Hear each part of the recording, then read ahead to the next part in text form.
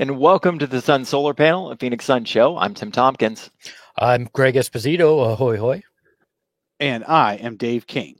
And today on the show, we are going to talk about the Suns going 8-0 in the bubble, how they lost their chance at the playoffs, what the hell happened to DeAndre Ayton during the bubble, the Bubble Awards, the Bubblies. We named the Solar Panel Bubble Awards, and what's coming up next, the Draft Lottery. I got to tell you guys, and Dave, take this away, but this last week has been the greatest run for me with the Suns, really since becoming a fan of the team, which was the first year after they didn't make the playoffs. That's really when I started watching the Suns. I don't know about you guys, but even though the Suns ended up not making it into the playoffs, I just thought it was an incredible week for the team and for fans and for everybody else involved. I agree. I just thought it was freaking incredible. This is the best 2 weeks of Suns basketball. 2013-14 was pretty freaking incredible. That's for sure too. And I am going to go into a deep dive in the coming days, maybe a week or two, and do see if this is any more sustainable than we thought at the time 13-14 was, and why or why not. So that'll be interesting. But this was huge. The Suns were alive to the last shot of the last valid game that could impact their inclusion in this play-in tournament. And then it was followed by a bunch of articles on Friday nationally that said the Suns should be in anyway. Give them the Washington, I was going to say Bullets. Give them the Washington Wizards ninth spot and let them play in the East. Everyone's in Orlando anyway. I thought that was a great idea. What about you, Greg? I mean, for me, these 2 weeks were something truly special. I mean, the last 5 months have been pretty awful in general for most of humanity. Let's be honest. We suffered through lockdowns, civil unrest, just all sorts of things that we never quite expected. 2020 has been the dumpster fire emoji of years, and this year, these 2 weeks were something that just reminded us why we're sports fans. It helped give us a moment of joy when it's been difficult to take our minds off of other things. And I don't think I've enjoyed sports this much in a very long time. There were, especially last day, Booker's buzzer beater and then the final day were two moments where it was like getting in a time machine and going back to when I was a kid, and feeling that excitement, feeling that joy, feeling that angst and anticipation during that Nets Blazers game. And even the disappointment. Look, I'm okay with the disappointment when it was something pretty spectacular that we got to experience to get there. It's cliche to say it's all about the journey and not the destination. The journey was a hell of a ride. And for me, I'm just thankful that we got to experience that as a collective Suns community. Now, some people will still be negative. Some people bring up certain things. That's fine. But for me, that 2 week run was truly special. And I thank all of you who came along for the ride with us too, when we were doing the post game shows and everything. It was a very nice reprieve from what has been a difficult time. So what was most shocking for me is how they suddenly and let's see, Tyler, no, wait a minute. Sorry, Raymond. They finally grew in the YouTube chat. They finally grew up and learned how to close out games. Absolutely. It's like, when did this happen? They were losing close games. Even in 2013-14, they were losing close games. Obviously, most of the games since. And even this year, like, remember that meltdown against San Antonio? They had a 2-point lead with like 10 seconds left in Mexico City. All year, they were dropping close games that could have put them over the hump. You can point to their lackadaisical losses to Detroit and Golden State earlier this year as the difference, because any one game obviously turned out to be the difference in this season, because the Suns lost by one win, lost out of a playoff spot by one win. But look at that Mexico City game where they had a 2-point lead with 10 seconds left. There was a few other games just like that. And all of a sudden then the Suns in the bubble figured out how to close out those games. And not only figured out how to close them out, they looked like they knew what they were doing every second on the court. That's the most shocking to me, is they just suddenly grew up. They're still the youngest team collectively in the NBA. And their starting lineup got younger. The starting lineup that started the year 7-4, 5-2, then 7-4, was a mostly older lineup. I mean, Kelly Oubre slightly older, but Aaron Baines, 32, 33. The only guy in this starting lineup now that is of any kind of prime age is Ricky Rubio. This starting lineup in 29. the bubble. Yeah. Yeah. But everyone else, I mean, yeah, look, everyone jokes about Cam Johnson being an old rookie, but he's a young starter. Yeah. The dude's only 23. Booker only just turned 23. DeAndre Ayton only just turned 22 a few weeks ago. That's one hell of a starting. And of course, Mikal Bridges, I think, just turned 24.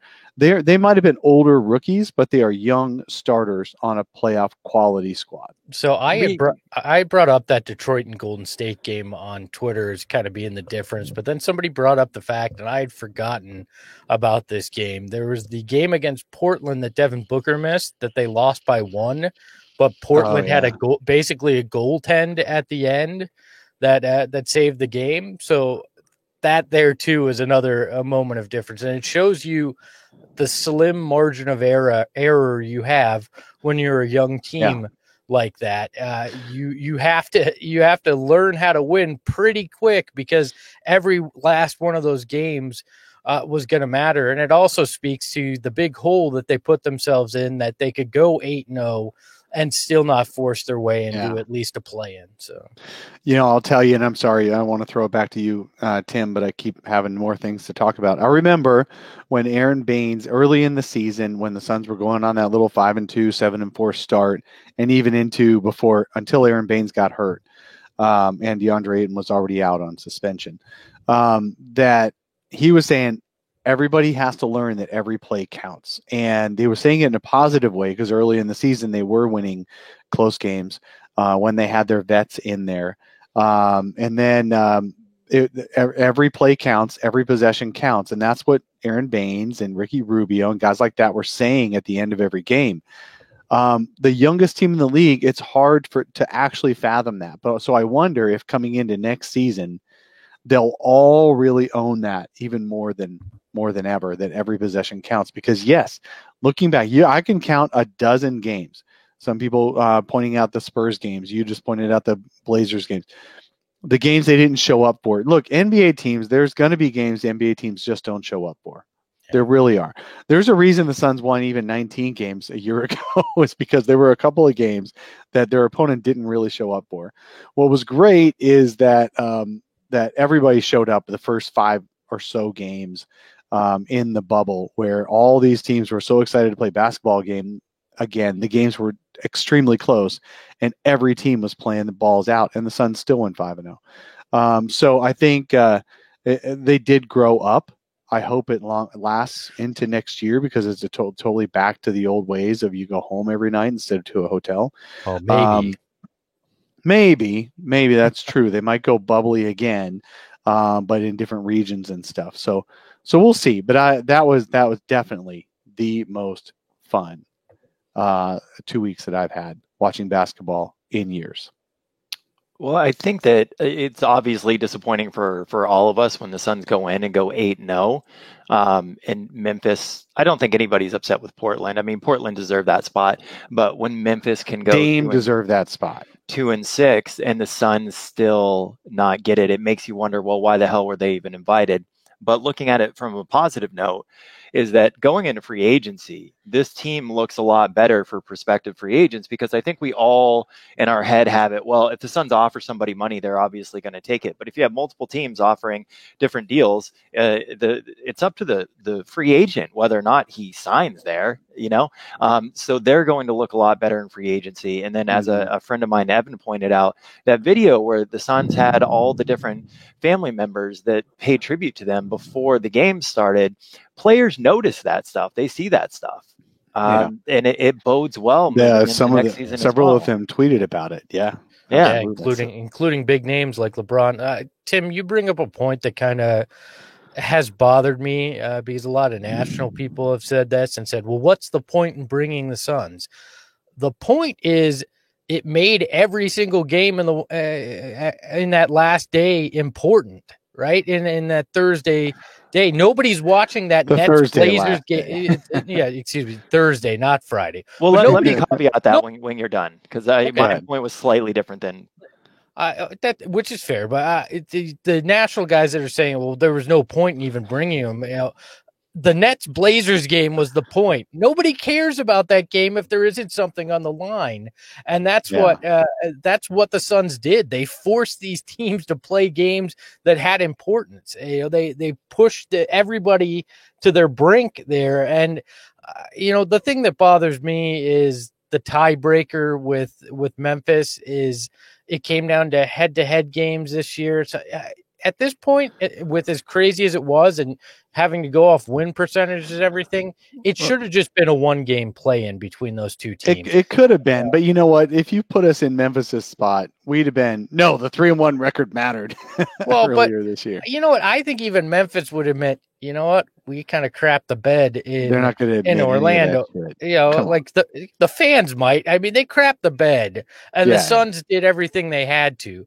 I mean, if the Suns went 7-1, there wouldn't have even been an argument because Memphis would have had the higher win percentage. But the fact that the Suns did every possible thing they could have, and Memphis literally almost did everything they could to fall out of the playoffs, that's where I feel like that should have been maybe a one-game plan. And I think what this does is if the league is serious about looking at play-in and for future seasons, they're going to look at ways to mitigate this, where maybe it's even the 10th seed has the opportunity to force a play-in. Maybe it's for the 7 and 8 spots. Like, I think this is going to force the league to think creatively because the Suns wound up being one of the most exciting stories in Orlando. Devin Booker emerges as a true star on the national stage, and the league instead is getting what likely will be Memphis getting their asses handed to them by Portland. So the league's going to want to do anything to maximize entertainment, and I think that's what this might force.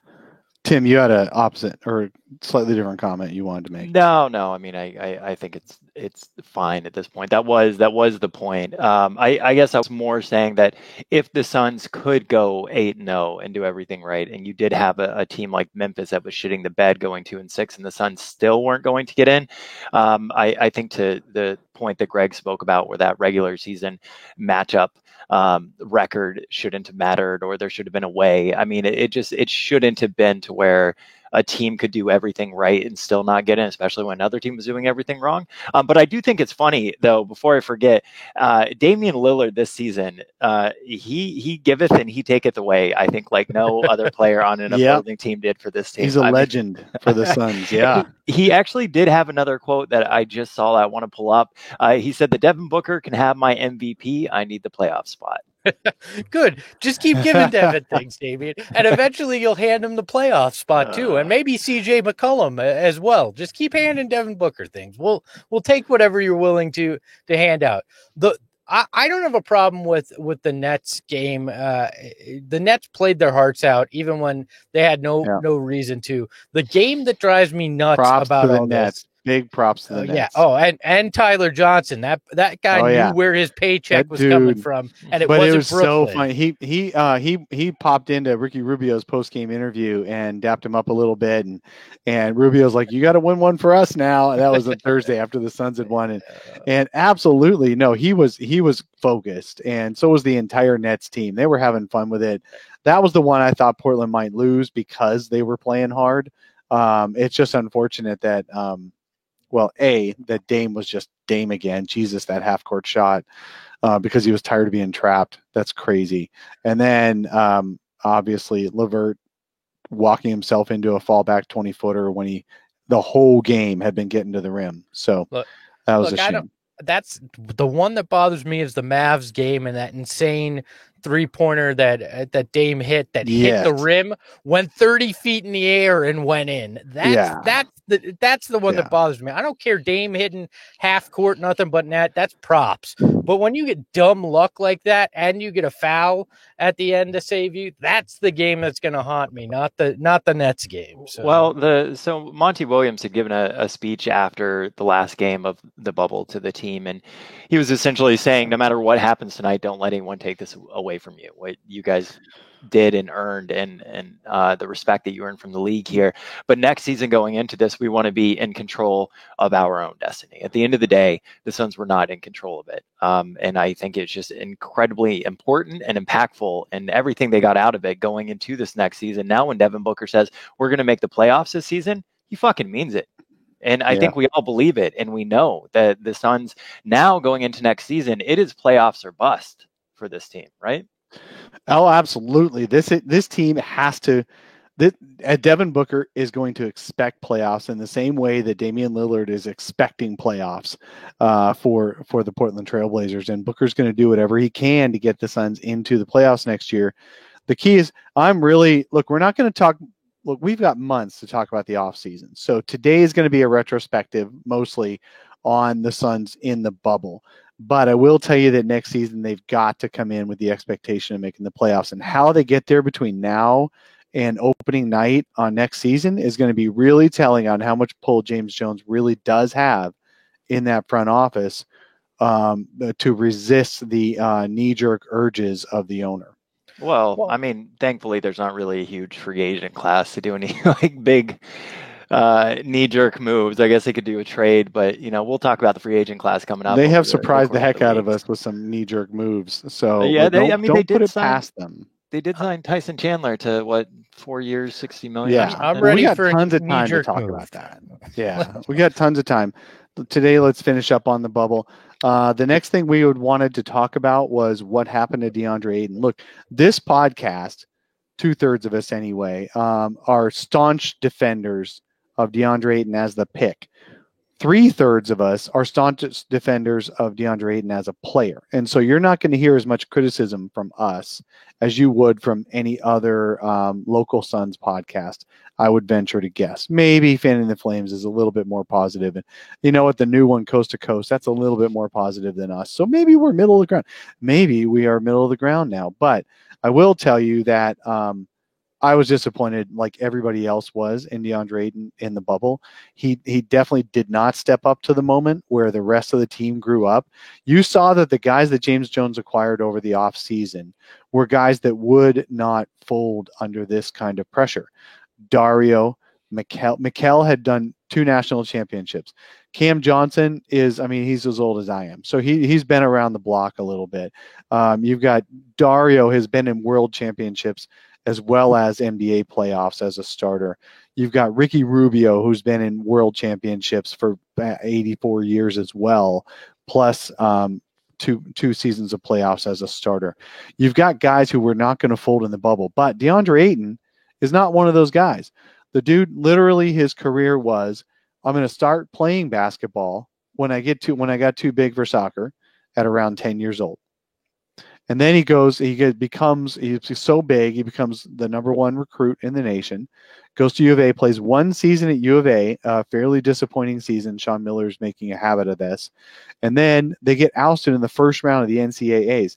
So you've got a guy there who has never been in this kind of pressure before, because the Suns were putting themselves under pressure.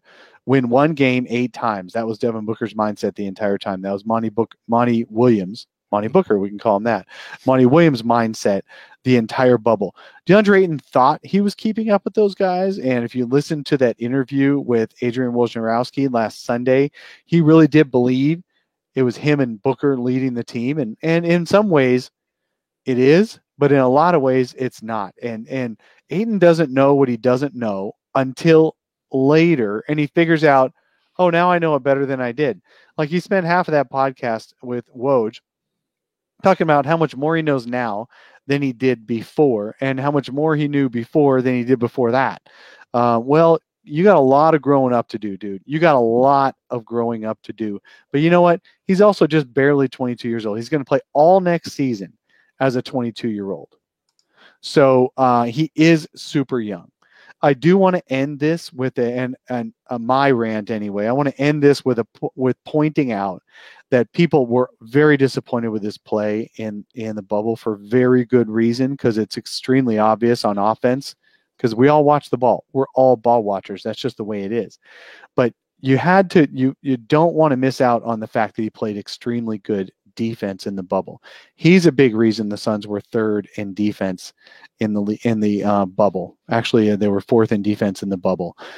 He is the reason he got better in the bubble. Zin Varlock is a big Suns fan on Twitter, and he does a lot of data deep dives. And what he showed was that DeAndre Ayton is still in the top 5 in the bubble. He was in the top 5 at defending the rim. I pulled that lens back out a little bit, and he was still top 5 in all levels of defense across the board and holding people to a lower field goal percentage than their season average when he defended them.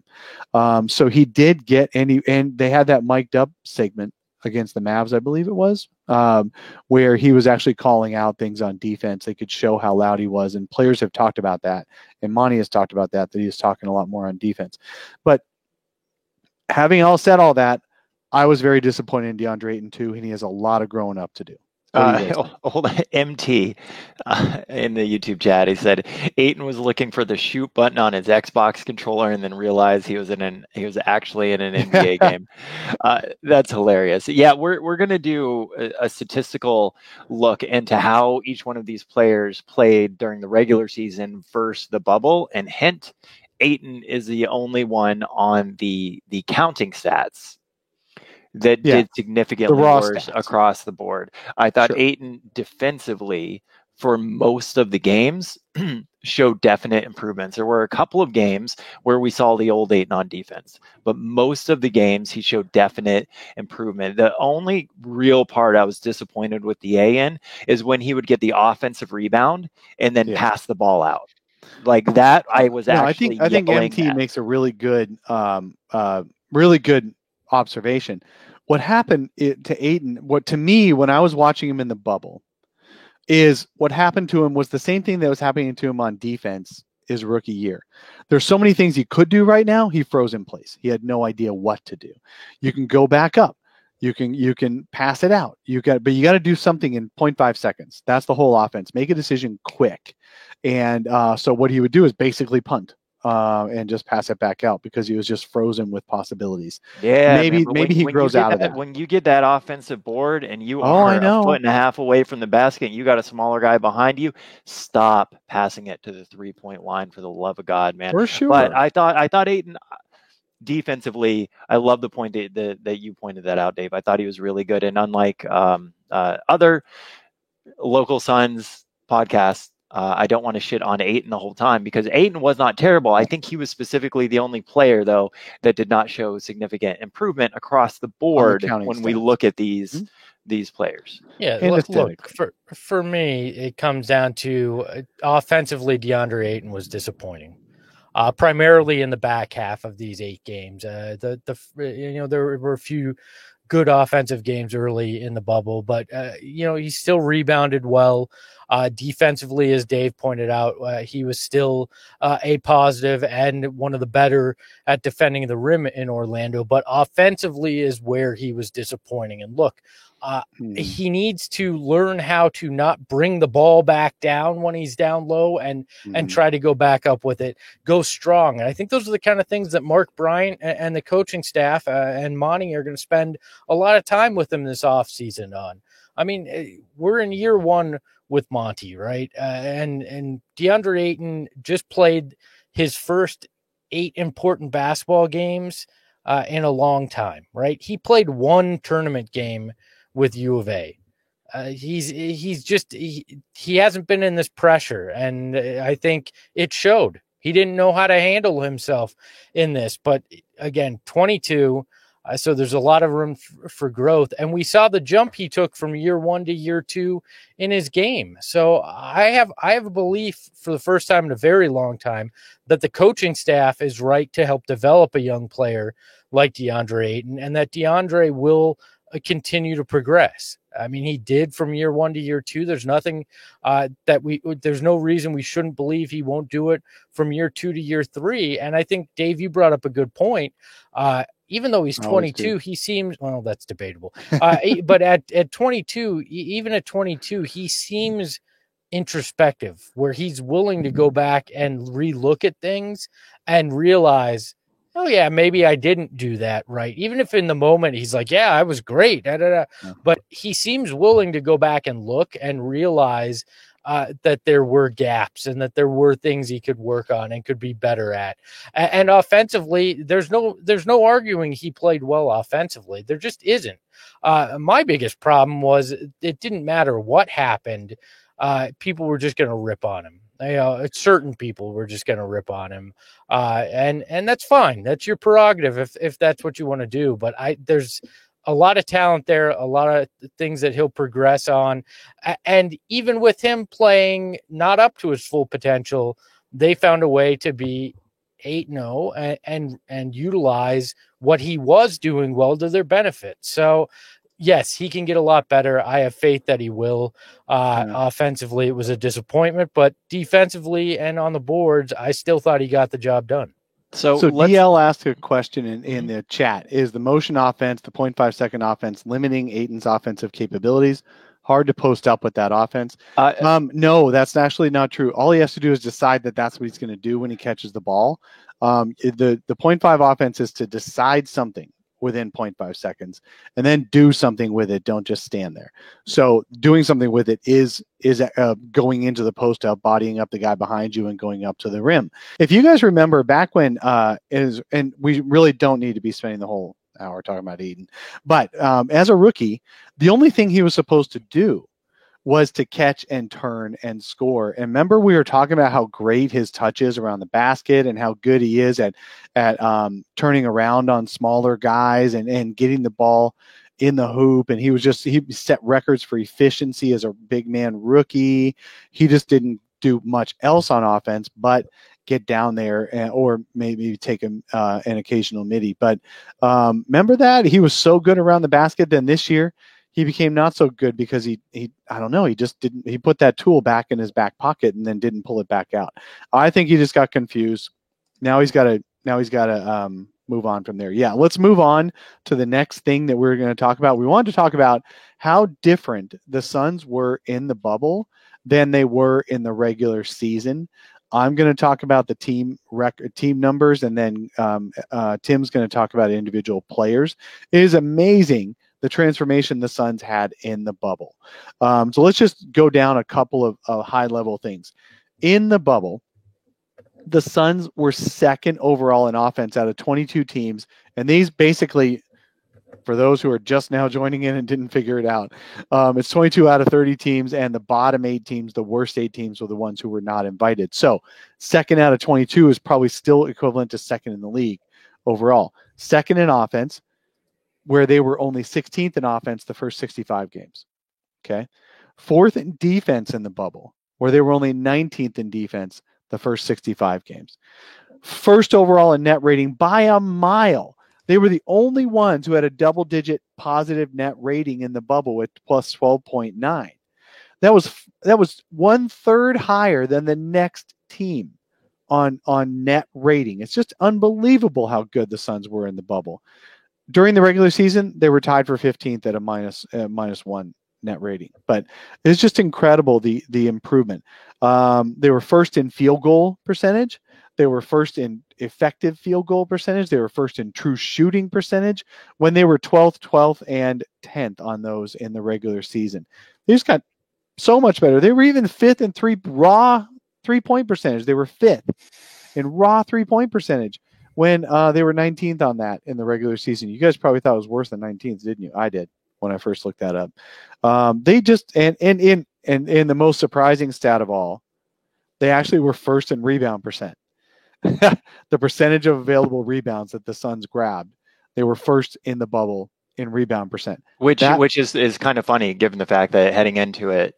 No, wait, actually, they were 17th during the season. Monty Williams said we're going to focus more on rebounding as opposed to transition defense. He did, but they were still pretty damn good. They also finished overall for the season. They finished first in transition offense. And they were pretty good on transition defense. Not awesome, but they were pretty good.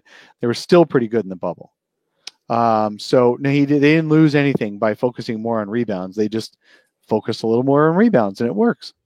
Greg, before we get into kind of looking at the lineups, as well as the bench and the individual players, for everybody that decides they're going to be a supporter of the show, whether or not you are watching on YouTube and you want to become a Flaming Baller, or you're listening to the podcast version and you want to hit the support the show button, we do have an incentive. Want to talk about it? I'll put it in the chat.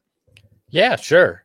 First off, if you become a Flaming Baller, I'm working on a logo for you guys. So you're going to have your own Flaming Ballers logo that you can get on a shirt, or we can get you some stickers potentially. So that's a reason to join the Flaming Baller crew. You can do that by hitting the join button here on YouTube, or we need some ballers. Doing it via Anchor as well. If you listen to the podcast, you can click the link in the notes. But the other thing is, if you are a supporter of the show, you get to join our private Facebook group, which means you get to see Tim and Dave insult each other and myself as we comment about things and post things, and we tell the other one they sound like an idiot. You also get cool. We'll do some cool different things there once we get the group more up and running. Maybe some Q&As where we ask you guys to provide questions. We'll then answer them on the shows, and then nobody else can ask questions because it's only for the Flaming Ballers.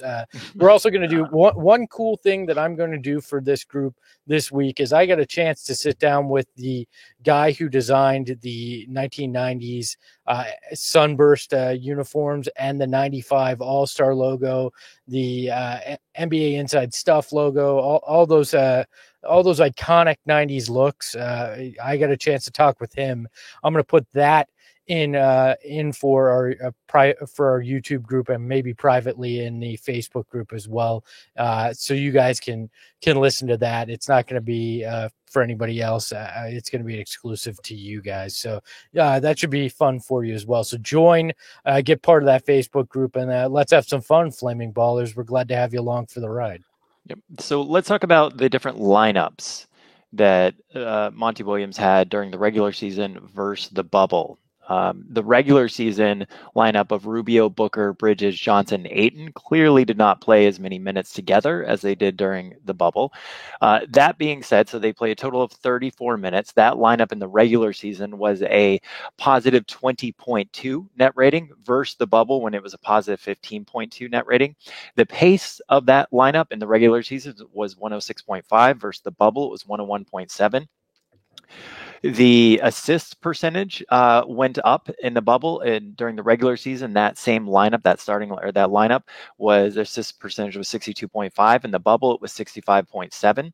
The rebounding percentage in the regular season for that lineup was 54.2% compared to the bubble 62.5, and most impactful was the effective field goal percentage for that lineup during the regular season was 56.1 versus 76.2%. So that lineup in the bubble played slower. They assisted on more shots. They rebounded better, and they made more of their shots together. So that was a lot of the reason for why that lineup was playing so much better. I agree. I think a big part of that was the development of was Bridges and Johnson, obviously, because the other three were consistent all year for the most part. So, Cam Johnson, he grew up. And he is definitely a guy who I can see. And they had talked about this a year ago. They had talked about this last summer. I heard that the Suns were talking to Cam Johnson about possibly bulking up so he can be a stretch four. And I was like, what? That guy's too skinny, way too skinny. He's already 23. So what could he possibly do to improve himself in his life? Because he's already 23. You know how that is. None of us have improved anything after age 23. I would know firsthand. Cam they wanted him to be a stretch four, and he actually grew into a stretch four. I think people say the Suns need a power forward. Cam Johnson looks like a really good stretch four for that team. We're definitely going to talk about him as well. Now, comparing the bench units was the difficult part because the Suns didn't have Cam Payne. during the regular season. So what I did was I compared the two most used bench lineups in the regular season versus the two most used bench lineups in the bubble. During the regular season, the two most used bench lineups were a positive 4.3 and a positive 7 net rating.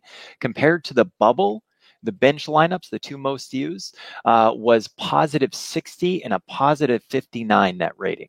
I mean, somebody earlier was talking about the bench. The bench stepped up in the bubble. Oh my God. That was so fun to watch. Come on. The bench stepping up is there's two reasons.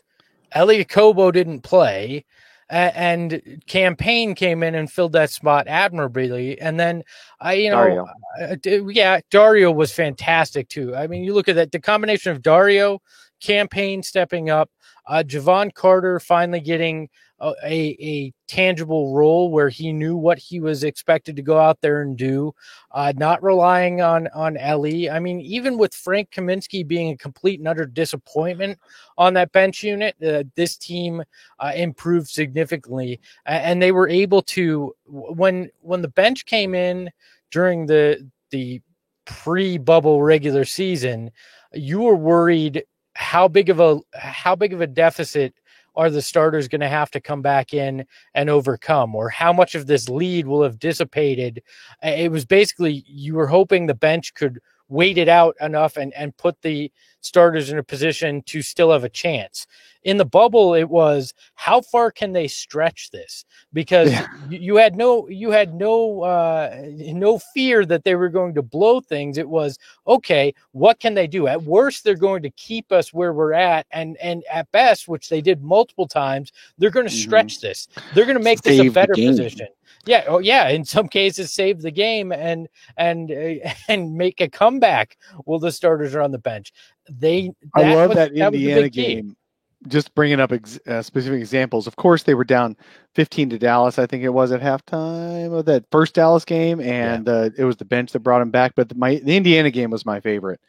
After Indiana had recovered and actually taken a lead early in the second half, and the Sun starters looked like they were ready to give that lead up for good, the bench comes in and goes on a 21-0 run. Unfreaking believable. 21-0 run that Indiana could not recover from. And a lot of that run was against most of Indiana's starters before they went all bench by the end of the quarter themselves. The second unit of the Suns was just so fun to watch, man. Cam Payne and Javon Carter, just unbelievable. Javon Carter is not really an assist guy, but Dave, he had 9. Can we go through the players individually before we start getting into sure, that? Yes, sure. Okay. All right, you're the host. You drive. We're going to get into each one of those players. So, I'd just rather do it in order. Let's talk about where the individual players ranked. And I'm only going to go through the positives because we're going to run out of time and we got more shit to talk about, right? So where Devin Booker improved this last regular season versus the bubble. He went from 26.1 points per game to 30.5. His rebounds went from 4.2 to 4.9. His field goal percentage went from 48.7 to 50.3, and his 3-point attempts went from 5.6 to 6.0. Oh yeah, Mike Prada. If you guys look on Twitter for Mike Prada, he made free a Substack article that he wrote on Friday about Devin Booker, specifically about how he has improved his efficiency now versus a year ago. And it's an incredible read on how Devin Booker is maximizing every time he touches the ball. And it's absolutely true. It's so fun to read that article. Go find some stuff on Devin Booker from those corners of the world where it's not just a Suns fan writing it. This is a national writer, and it's good. It's worth it. Go find it. Yeah, I mean, coming into this, we thought Devin Booker would have to be the man. Now, we were surprised by a lot of the other guys that stepped up, but Booker came in and proved on what was as close to a national stage as the Suns have had in his time here, that he is the real deal, that he can do all the little things. Even when his 3-point shot wasn't falling in Orlando, he came out and he took care of business. Whether it was, being able to dish to his teammates, whether it was grabbing an important rebound, whether it was getting to the rim and getting to the free throw line. He's a big reason that this is the best free throw shooting team in NBA history after the culmination of the regular season. So overall, he did all those little things, and I believe he just became only the and correct me if I get this stat wrong if one of you guys knows it, but only the second guy to average his 26 and 6 assists at the age of 23. The only other two, the only other two were LeBron and Oscar Robertson. So before the age of 24, before the age of 23. That's elite company. 24 even. You have to go to age 25 to find anybody else. Like if you're there with LeBron and the Big O, I think you're doing something right. And he continued to prove that because he played even better in the bubble. So congratulations, Devin Booker. You're finally getting the attention that you deserve. Imagine if the dude who won the 3-point contest one year and came in second or third 2 other times. Imagine if he just suddenly takes the lid off of him being able to make threes at a high clip in regular games. I don't know what's happened in that situation. But man, imagine that, taking that lid off and him becoming suddenly a 40+% 3-point shooter too. Crazy. All right, let's move on to another player. Yeah, to that point, Booker only shot 31% from 3 in the bubble versus 36% during the regular season. Ricky Rubio, he went from 4.6 rebounds to 4.9 rebounds. His field goal percentage rose from 41.2 to 43.2. This is what I think was most impactful. His 3-point percentage went from 35% to 43%, and his 3-point attempts rose from 3.3 to 3.5. One thing I was noting during this as well is I think we oftentimes forget how good of a rebounder Ricky Rubio is for his position. Yeah, he's regularly coming close to triple doubles out there.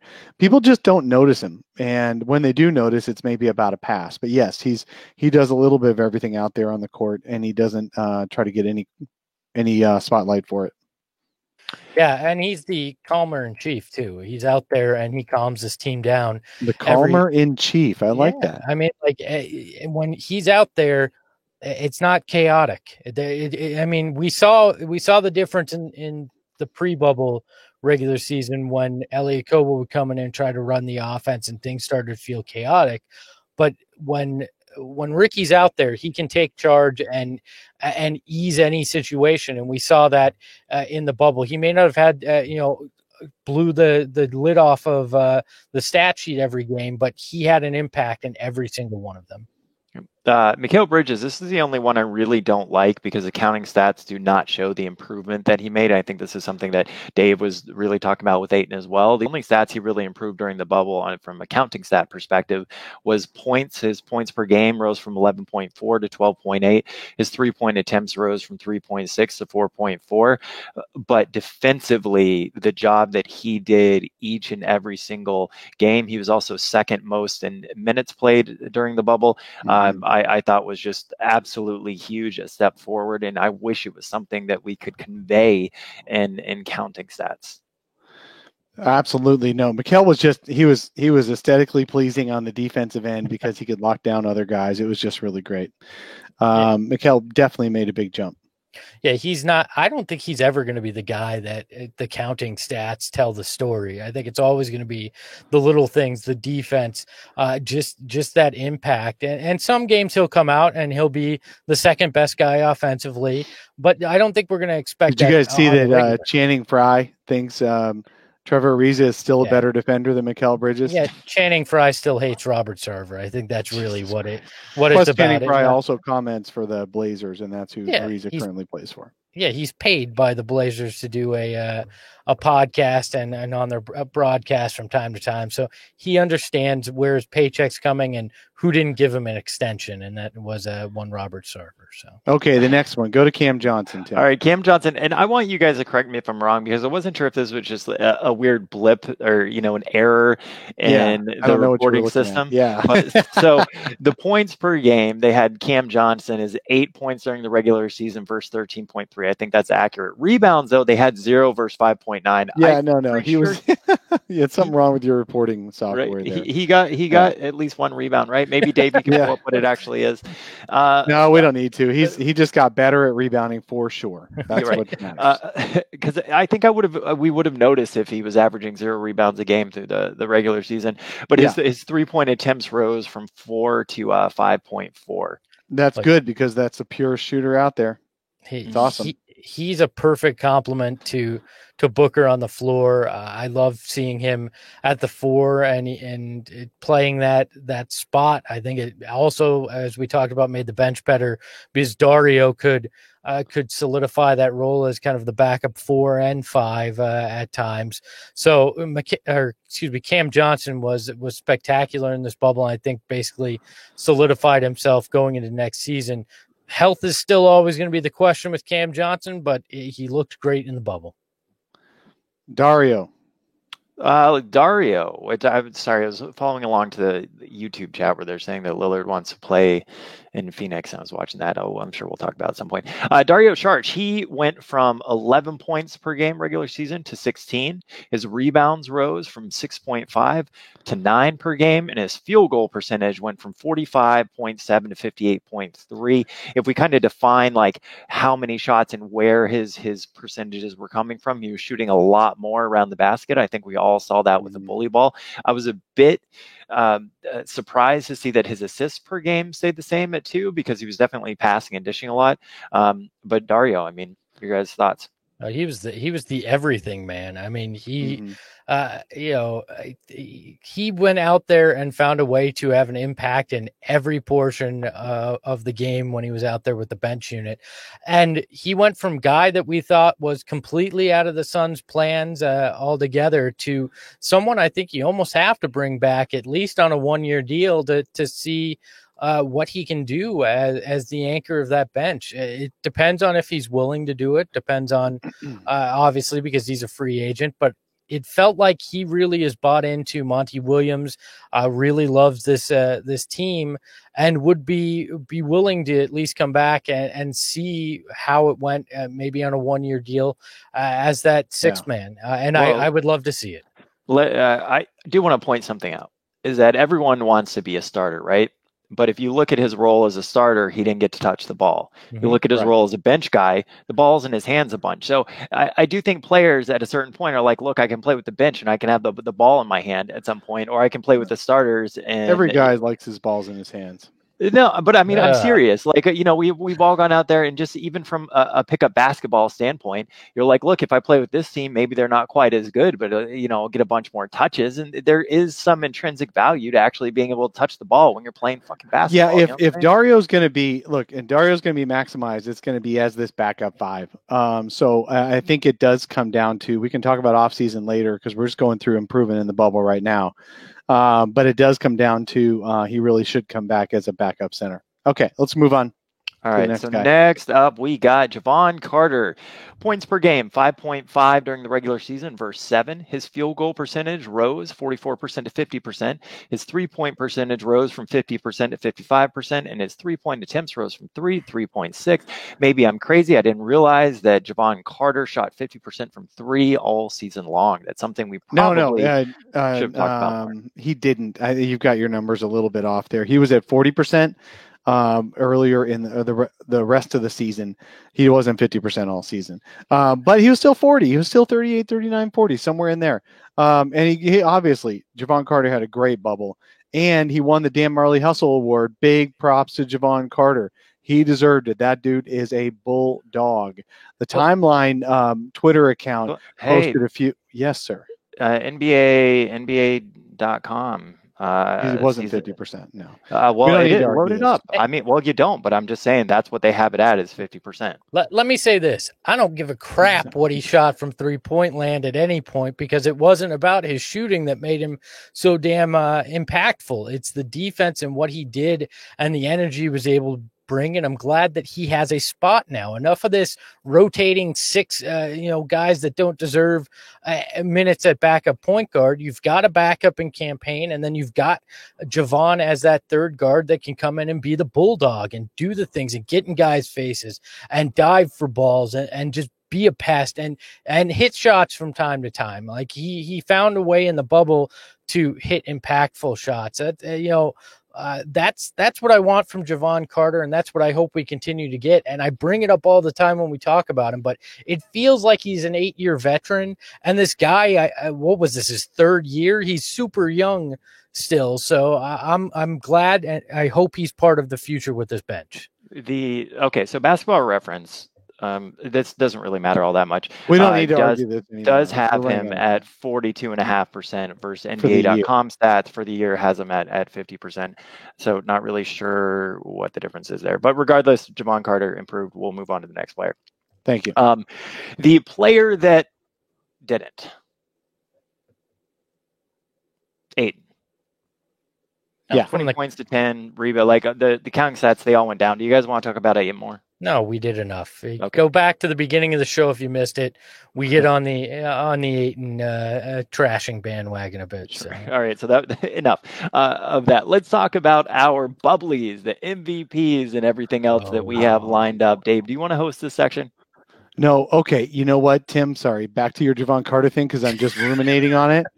That was as a starter. He only started 2 games. Okay. I got you. That's where the Okay. That's why you got the 50%. My bubbly for who gives a crap is this conversation. Congratulations, guys. I couldn't care less. All right. Bubblies. Yes. So the NBA has announced that they are going to announce team of the bubble, MVP of the bubble, and coach of the bubble. So I came up with a few that are admittedly Sun-centric, but I do think we should talk through this a little bit, and we can talk about this whether it's who the MVP should be first, and it doesn't have to be a Phoenix Sun, obviously. But the argument I might make for Devin Booker being MVP of the bubble is, and this is really cool, and gosh. Dang it! It's escaping me. Who wrote about this? Somebody wrote about the MVP of the. Oh gosh, dang it! Okay, sorry, I'm being dumb. AZ Sports Zone, Brandon. He wrote for Bright Side of the Sun that just published this morning because I edited it last night. He wrote on why Devin Booker should be the MVP of the bubble. So I'm going to give Brandon, AZ Sports Zone, all the credit for this. Remember when Devin Booker averaged 50 points a game for 3 games in a week a year ago, but the Suns went 0-3. You guys remember that? And Damian Lillard got the Player of the Week award that week because he averaged 30 points a game, and they went 3-1 for Portland. And the argument was winning makes a big difference. Not points, but winning. And so for that reason, Devin Booker being 30 points a game in the bubble for an 8-0 Suns team should be more impactful than Lillard averaging 55,000 points a game for a Trailblazers team that just admittedly went 6-2. That's still pretty good, but Booker had more wins. So that's my argument for Booker winning MVP of the bubble. What do you guys say? Look, I think it comes down to it should be a co-MVP. I mean, honestly, it's tough to pick out of those two guys who had a bigger impact. I know that the Suns had the bigger hill to climb, but Portland also had to fight off the Suns and had to do everything they could even until that last second to get in. And without Damian Lillard, they probably look more like Memphis than they do Portland. Lillard did things that were otherworldly, and Devin Booker put a team on his back that had little to no percentage chance of even forcing a play-in game and did it. I think they both deserve to share in this, but as Damian Lillard said, he's got the playoffs to worry about. So do the damn Suns a solid and just give it to Devin Booker, all right? Yeah, I'm sorry, guys. I'm going with Damian Lillard on this, and really just to even piggyback off off of Dave's, if we're going to talk about the winning, Damian Lillard made it so his team got into the playoffs. Devin Booker did everything right. It's not taking away from Devin Booker on this, but one player made it so his team got into the playoffs, and the other player did everything he could, did everything right, but at the end of the day, did not. And I know that's a crappy argument, but if it wasn't for Damian Lillard, I mean, his team just wouldn't have been there. You could say the same thing for Devin Booker. At the end of the day, though, I would still give it to Lillard over Booker. If they could do a dual MVP, then by all means, it should be the both of them. But I'd go with that. I'd go with Lillard. Yeah, the audience isn't having in that right now. I'm sorry. I mean, that's fine. I realize it's an unpopular opinion considering we're doing a Sun show. I get that. No, it's okay. There's valid arguments for both. I was just making the argument that I thought was pretty sound for Booker, but that's okay. Yep. No, I mean, look, Booker deserves it. If Booker gets it, he deserved that MVP. If Lillard gets it, he deserved that MVP. It's kind of splitting hairs. It really just came down to one team made it in, the other team didn't. Monty Williams had a great quote in that post game. If you guys didn't listen to it, we got it on Bright Side of the Sun. Just look for it. It's in our second position on the articles. I transcribed most of the quotes out of his speech if you don't want to listen to it, but listening to it is pretty freaking incredible. And his comment was that we may get to build on it this weekend, or it may not happen in the summer. What they worked on, we don't control that. We got to get to the point where we control that. You understand that? You want the kind of team that controls your own destiny. That's our next step. Absolutely. The Suns need to be in control of their own destiny next year. They don't need to be hoping other people fail and lose out. Yep. Let's go to first team all bubble. First team all bubble. These are just going to be Suns. And really, I know the starting lineup was pretty fucking great. But really, the first team all bubble, I'm going to go Booker, Mikal, and Cam. But then I'm going to go Dario as the fourth starter, and then Jacam Carter-Payne as the fifth starter. What do you guys got? I don't think that quite. Yep. How Japan Carter-Payne. Yep. Jacam. Oh, so we're just naming five guys from the Suns right now. We're not best five guy. Your favorite five guys from the Suns: Cam Johnson, Mikal Bridges, Ricky Rubio, Devin Booker, Cam Payne. Give me those guys. That's the five that sorry to Dario. I loved what you did, Dario, but you're going to be the sixth man on this too, because what Cam Payne did was unbelievable and came out of nowhere. The guy, literally anybody in the league could have signed. He was on the trash heap and he came in and had a major impact. So kudos to you, Cam Payne.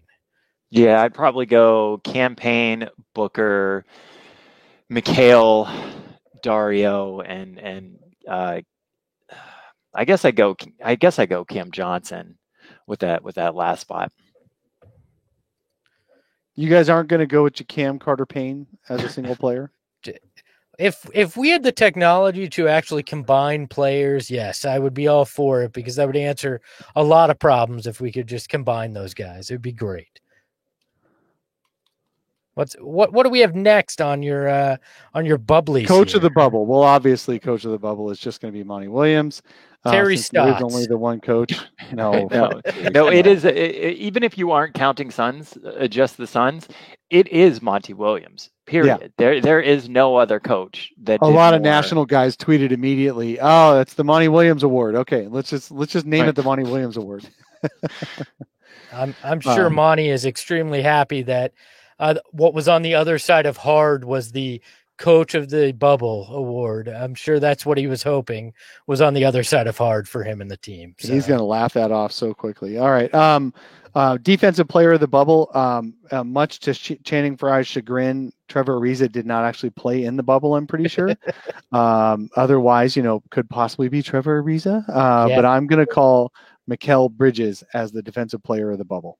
Yeah.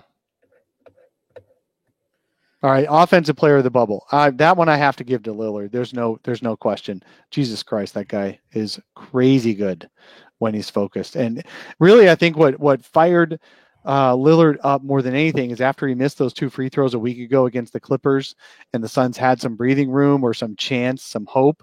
Then he got into that Instagram fight with Paul George and Patrick Beverley that really queued him up and got Lillard really focused. And I think after that, Lillard didn't miss a dang shot for the rest of the week. It was pretty great. Yeah, I think it's tough to argue against Damian Lillard as the offensive player. I think you could find a way to try to argue Booker into it, but man, some of those shots that Dame hit were otherworldly, and Devin Booker had a few of those as well. But he seemed to hit every shot that Portland Trailblazers team needed. It wasn't anybody else in Portland that was saving their season. It was Dame Lillard single-handedly. So somebody in the thing is Fallen Bounder asking if Luka probably should be what do you call him? Certainly not the defensive player of the bubble. So maybe offensive. You're voting. I'm sorry. I'm out on Luka. I'm so tired of him either foul baiting and getting the call or whining to the refs half of the next play as his team goes down and tries to play defense and gives up 150 points a game. I'm out. I think he wins the doughiest to succeed award because he did not look like he was fully in shape and yet still played well. So congratulations. Yeah, he did well. Did we do most improved player? No, not yet. Most improved player. My vote is Mikal Bridges because the dude grew himself into that defensive player, first team, second team, all defense next year. Cam Johnson, he went from guy that you brought in to hit 3-pointers to solid starter at power forward. And I think he answers that question. And as much as everybody hates this, makes Kelly Oubre expendable now. So I think with him out there in that offense, the ball moves so much better. It doesn't stick. He and Mikal are perfect next to each other and are perfect compliments to Devin Booker. Congratulations, Cam. You grew the most going into this bubble. It's funny, man. I went with Dario, so it looks like we all had. Isn't it awesome that there's so many guys that could win most improved? Go for it, Tim. Tell us your argument for Dario. Well, I mean, we read the stats before, but I think it was really just him embracing that bench role. And while the bench was incredible, and a lot of that, yes, absolutely had to do with the pairing of Cam Payne and Javon Carter, getting the ball out of Javon Carter's hands on the offensive end, getting it into Cam Payne's. The fact that Dario could come in and also play that 0.5, the aggression he showed, I thought he was incredible. For the bench during the bubble run. Dario led all that bench effort. Absolutely. Yeah, I think Dario definitely deserves a nod and is probably a 1B for me next to Cam. So I have no issue with that. Anything Dave says, I always have issue with. But Tim, that was a solid point there. Great. All right. Well, we don't want to leave a particular player out, and he wasn't mentioned in most improved because we're creating a bubble comeback player. Comeback player of the bubble is a guy who was totally off a radar and suddenly now is back onto radars, and that's got to be Cam Payne. The dude figured out how to play basketball, and he played it at such a high level that we forgot. I forgot for a while that we had 2 years of guys worse than Cam Payne in our starting position. So I love watching Cam Payne. I hope he stays forever. He's already under contract for a team option anyway. The Suns can keep him for a very cheap team option next year, and they will. So Cam isn't going anywhere. He's got a very small guarantee too. So it actually is super great for the Suns because not only do they have a team option for the full year, it's only partially guaranteed. So the Suns can really manage their salary cap well. And Cam Payne is the comeback player of the bubble. Yeah, Cam Payne definitely. And then my lack of a comeback player for the bubble, Kelly Oubre. Congratulations. You can pick up your bubbly later. Hey, screw it. We didn't need him. Exactly. All right, where are we going next, Tim? Drive the bus real quick. All right, well, we're pretty much out of time, but in theory, and I realize, hold on, Greg, I want to make sure I look at the private chats. No, I don't see anything in the private chats about you not having a tweet of the game. Do we have a tweet of the game? No, we don't. So move on. Next one. Okay. Go. Next, draft lottery. So the only thing that's going to happen between now and next week's show is the actual draft lottery. If you guys have forgotten, now the Suns, nothing they did in the bubble affected their draft position, so they're still 10th. Awesome. Which is awesome. They're still 10th. They have a 13.9% chance to get a top 4 pick. Only about a 3% chance to get a top 1 pick, but a 13.9% overall to get into the top 4. This is new lottery odds that just started last year. And in that 1 year, already the Pelicans and the Grizzlies, who were fighting for a playoff spot this year, got those into that top 4 from being in the 8, 9, 10 range. So this year it could be the Phoenix Suns who do the jump, and we'll find out Friday. Look, that's what's happening, and we can talk about it Saturday morning next week. Look, if there's ever a time for the basketball gods to smile kindly, or the league office, whoever who wins these things, it should be this year for the Suns. Now, I don't know that it will, but they've done everything right. You cannot look at this team and go, oh, they didn't tank. They played their hearts out. If somebody's going to jump and deserves it, it's the Suns. But who knows? That's the fun of these things. And I'm just glad that it's not the biggest moment of our summer like it has been in the past years. This is just going to be an afterthought for the most part, unless they get the first pick. So. Landon Alverson in the YouTube chat says, "Will we have draft odd articles on Brightside, Dave?" Absolutely, we will. Of course, we will. Probably more than one. Absolutely, the Brightside will be all over that like white on rice. Hey, you know who's not going to be? Who? Us.